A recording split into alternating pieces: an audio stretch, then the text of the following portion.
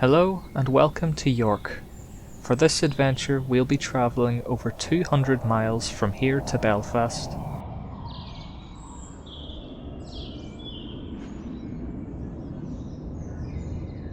The first step will be taking the train from York to Liverpool, where we will cross under the River Mersey and spend the night in Birkenhead before hopping on a long ferry ride to Belfast.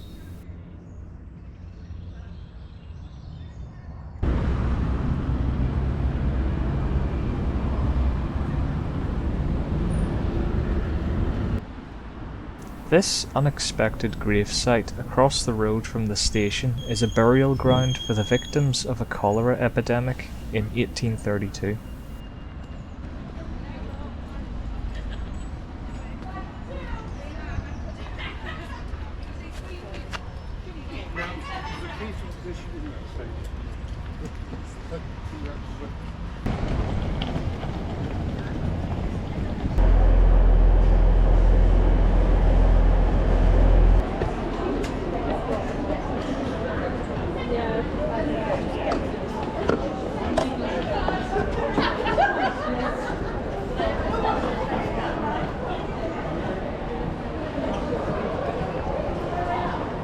As an important stop on the East Coast Main Line between London and Edinburgh, as well as having lines branching out east and west, York Station is massive, with 11 platforms.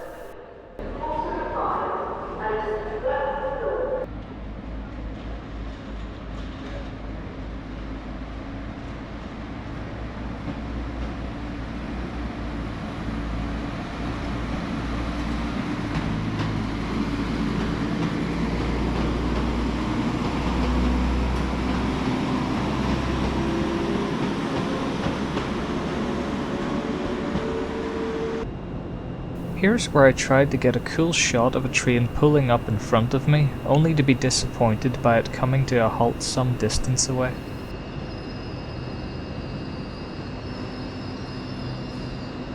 After enjoying a couple of hours sitting around on the platform, it was time to hop on my Trans-Pennine Express train. Yeah, I'm not one about that. Well, it says it's the green, isn't it? The green means that it's unreserved, so you're allowed to sit on it. It's available for us. Yes. We don't have reservations, but red means you can't sit in them. Because some services on this route were cancelled, including the one I had originally booked, this train was full to the brim with passengers. My seat had an awkward window angle, but I was lucky to find one at all.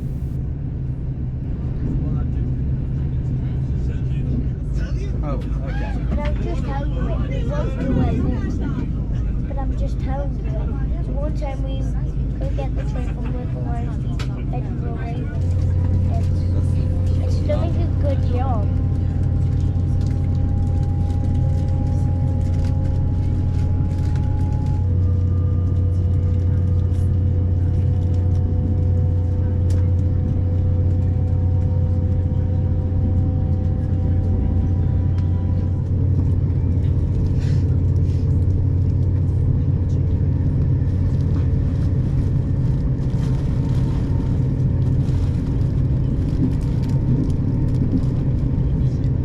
While the journey goes on, the land becomes more mountainous as we slice through the Pennines.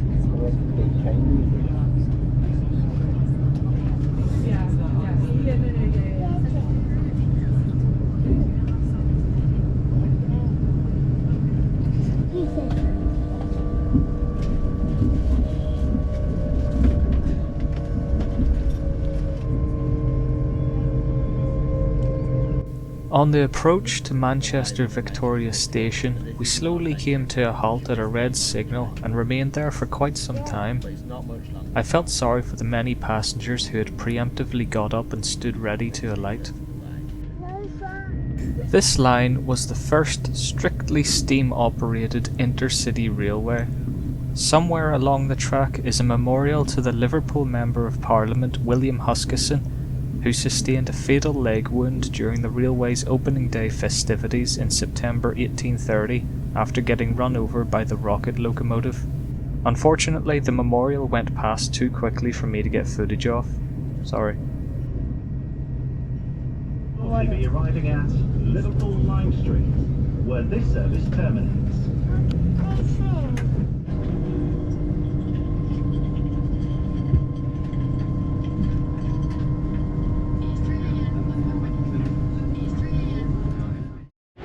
After the 2-hour ride, it felt good to stretch the legs again. But it wasn't the end of the day's train rides. The next step was to get to the other side of the River Mersey. Instead of going straight under to Merseyrail's Lime Street stop, I decided to enjoy a walk through the city to Moorfields. This may have been a mistake.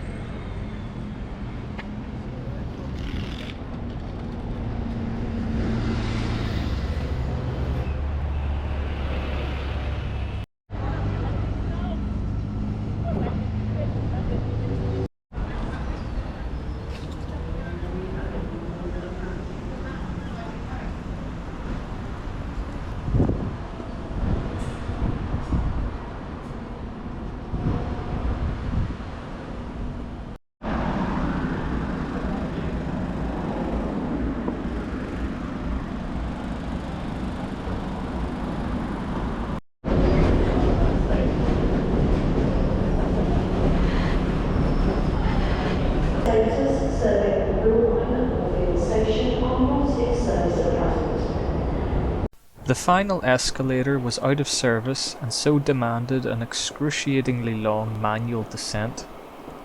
Upon reaching the platform, a gradual increase of confused passengers made the already claustrophobic tunnel even more so.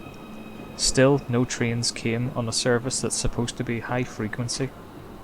Whatever the technical problem was eventually got sorted, and I skipped the inevitably crowded first train to get the next one.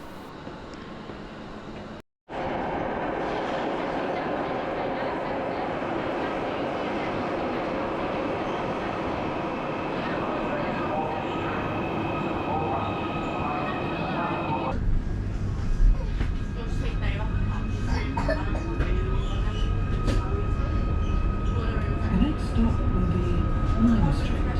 Please change here for Stena Line and long distance services. Please make sure that you take all passengers. After emerging back to the surface from Hamilton Square Station in Birkenhead, it was only a short walk to the hotel. There's something really unsettling about Birkenhead that I can't quite put my finger on. The streets look like there should be more people and vehicles on them, but there's barely anyone around. It feels like an abandoned movie set.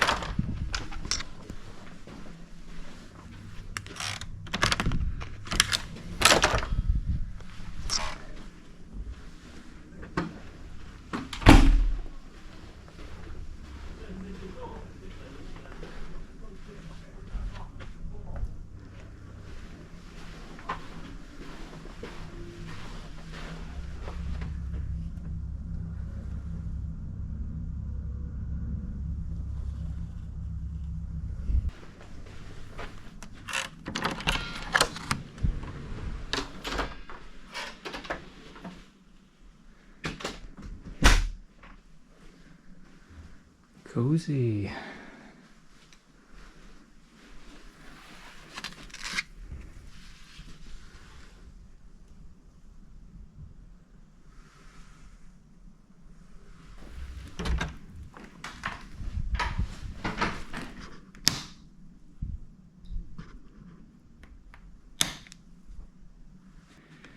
I forgot how Premier Inns work.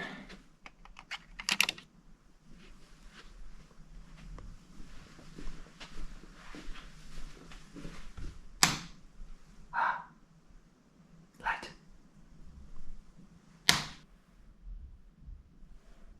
Veggies super fresh. Keep the kids sweet with British strawberries. Try peppers so crunchy your whole postcode will hit. And apples so juicy every bite brings a burst.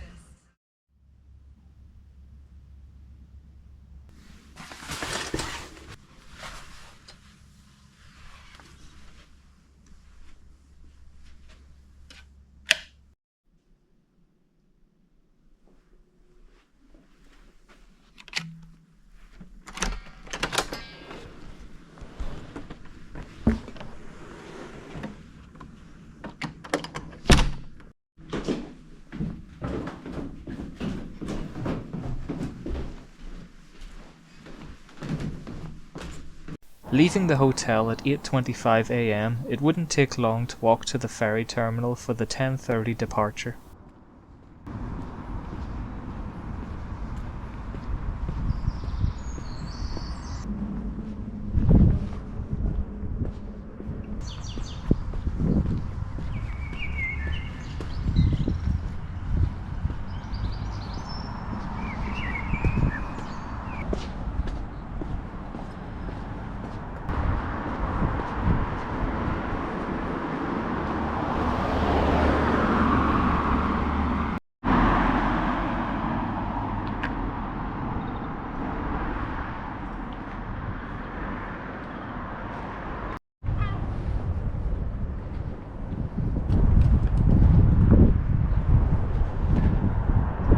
The central hydraulic tower housed engines that powered the bridges and gates of this dock area. It received a hefty bit of damage from Luftwaffe bombs during World War II.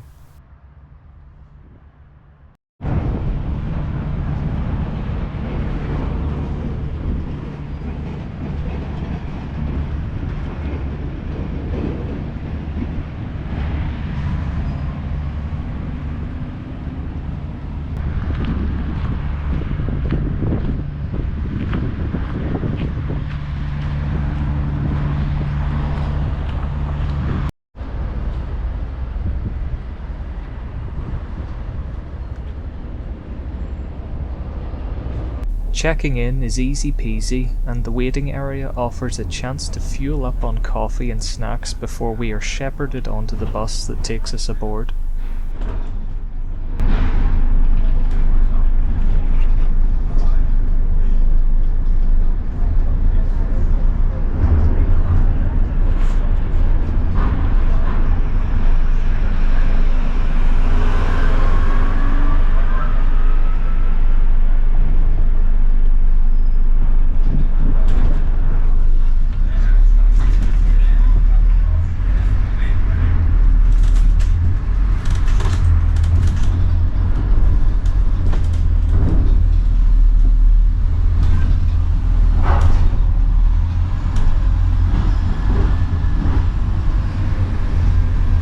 Of course, the first thing to do once on board is to head up to the top deck to watch the departure.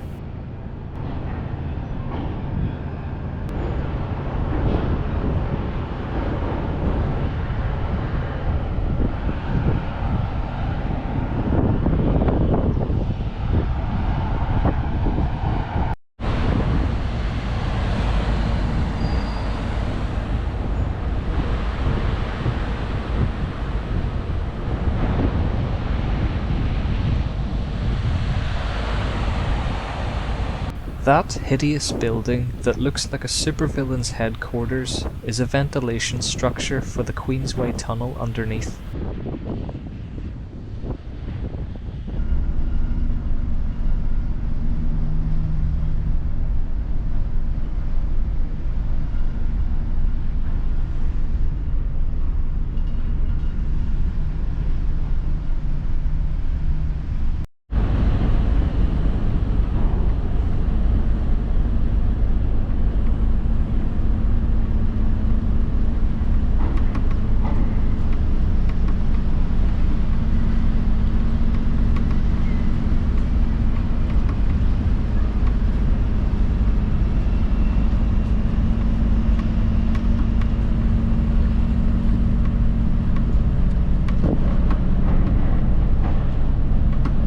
Before surging out of the Mersey's mouth, the ferry had to rotate 180 degrees.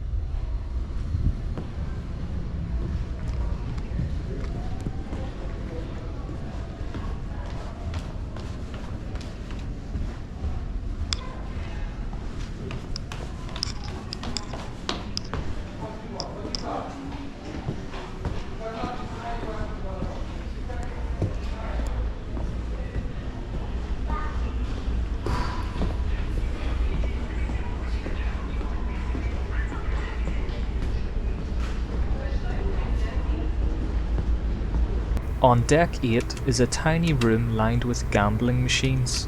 I had no idea how to play this, but I figured pressing random buttons would do the trick.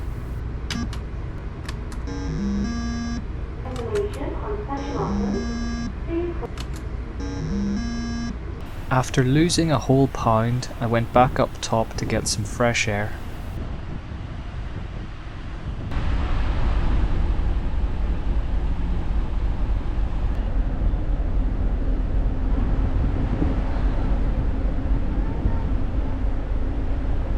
It wasn't long before we were leaving Britain behind and sailing out into the Irish Sea.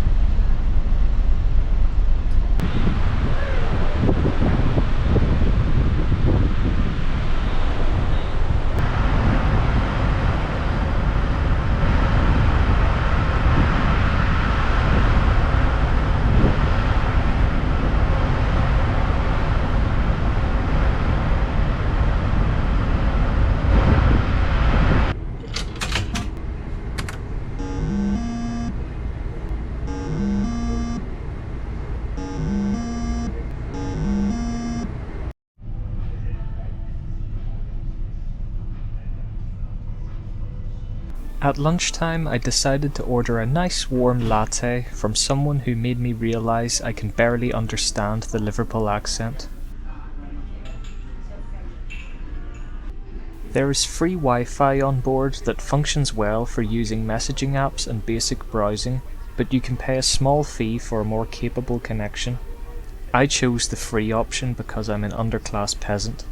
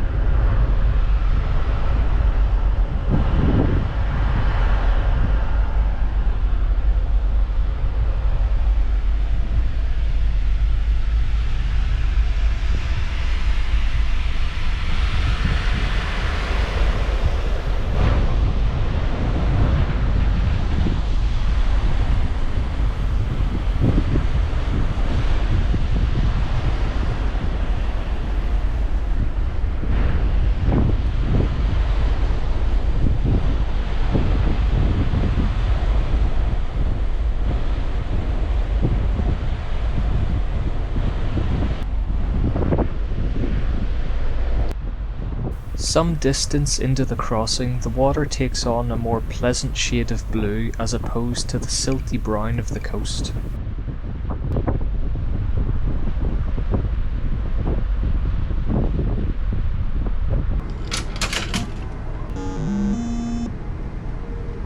With the crossing taking 8 hours, you do need to bring some light entertainment.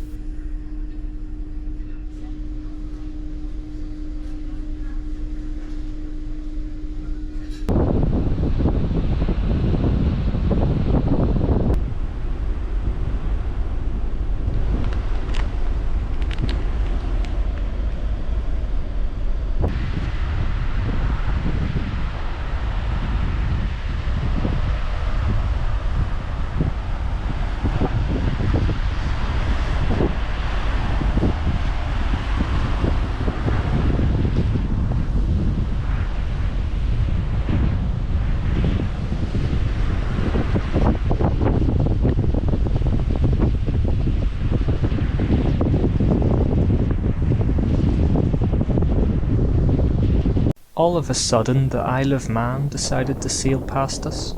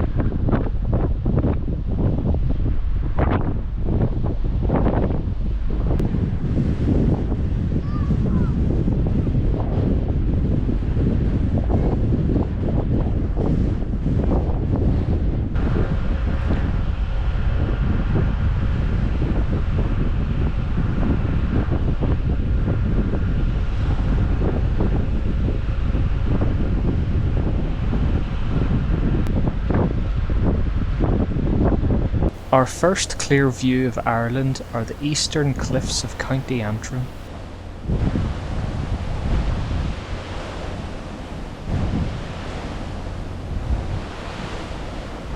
But I still had a score to settle.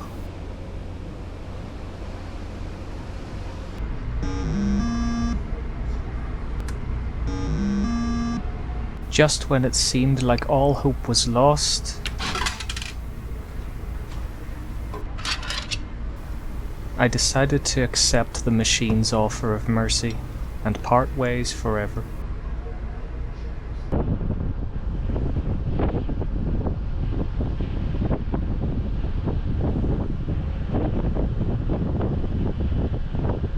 Looking north, we can see the cliffs at Blackhead,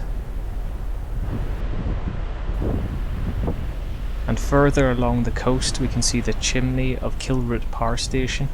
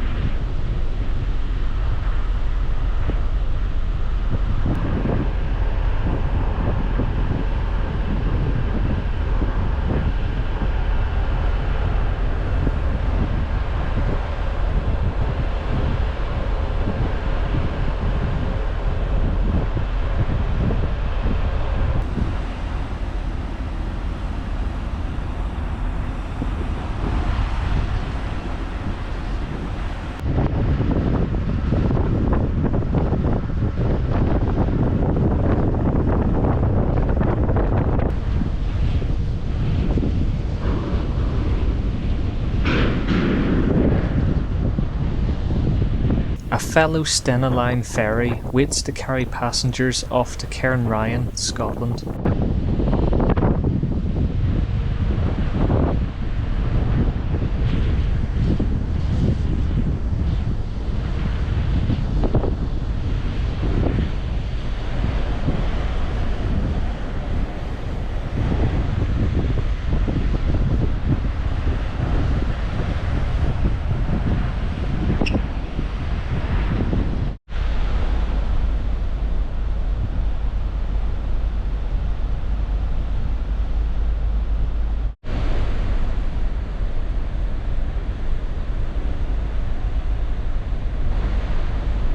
Finally, at around 7 PM, we are set free onto solid ground.